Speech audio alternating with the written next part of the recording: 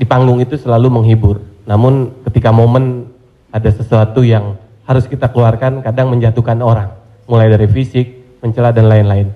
Yang saya mau tanyakan, apakah dengan niat kita menghibur menjadi catatan, apakah menjadi catatan dosa untuk kita? Terima kasih, Ustaz.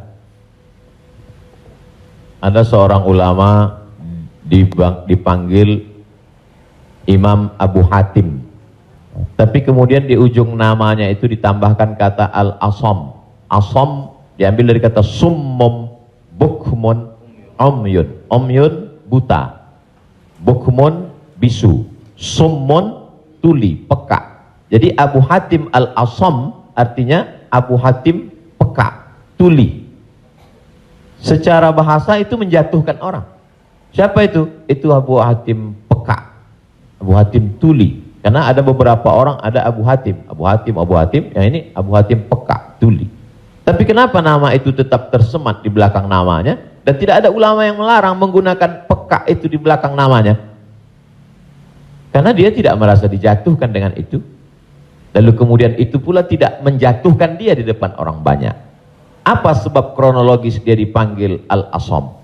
Dia seorang ulama. Suatu ketika dia sedang duduk, datang seorang anak gadis bertanya fatwa kepada dia.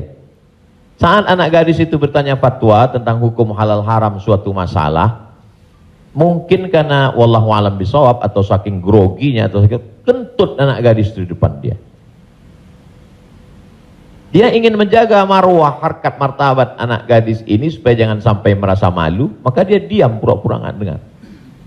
Akhirnya anak gadis itu nggak jadi malu, pulang dan dia cerita ke orang lain. Aku tadi mengalami begini dan aku kentut di depan Imam Abu Hatim. Terus apa komen dia? Ternyata Abu Hatim itu peka. Dipanggil orang Abu Hatim Al-Asam, peka. Sampai akhirnya setelah anak gadis itu meninggal, Imam Abu Hatim Al-Asam panjang umurnya, meninggal anak gadis itu, barulah Abu Hatim mengatakan, aku sebetulnya enggak peka, hanya ingin menjaga kehormatan dirinya. Jadi kisah Abu Hatim Al-Asam dapat kita pahami dua makna. Satu sisi ada saatnya kita menjaga kehormatan orang sampai mati dia. Tapi ada satu sisi kalimat yang nampaknya menjatuhkan sebenarnya tidak menjatuhkan selama kita masih saling paham, saling memahami, saling mengerti.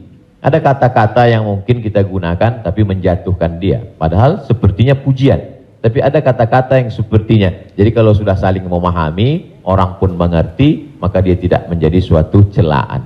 Ya ayyuhalladzina amanu, hai orang beriman, ijtanibu katsiran minadh-dhann, jauhilah prasangka buruk, inna ba'dadh-dhanni itsmun, wala tajassasu, jangan mencari-cari kesalahan orang, wala yaghtab ba'dukum ba'dha, jangan ribah membicarakan aib orang lain, la talmizu bil alqab, janganlah kamu menggunakan gelaran-gelaran yang jelek. Bukankah tuli itu gelaran yang jelek? Iya. Tapi saat itu digunakannya bukan untuk menjatuhkan dan mereka saling memahami tentang hal itu. Wallahu a'lam bishawab.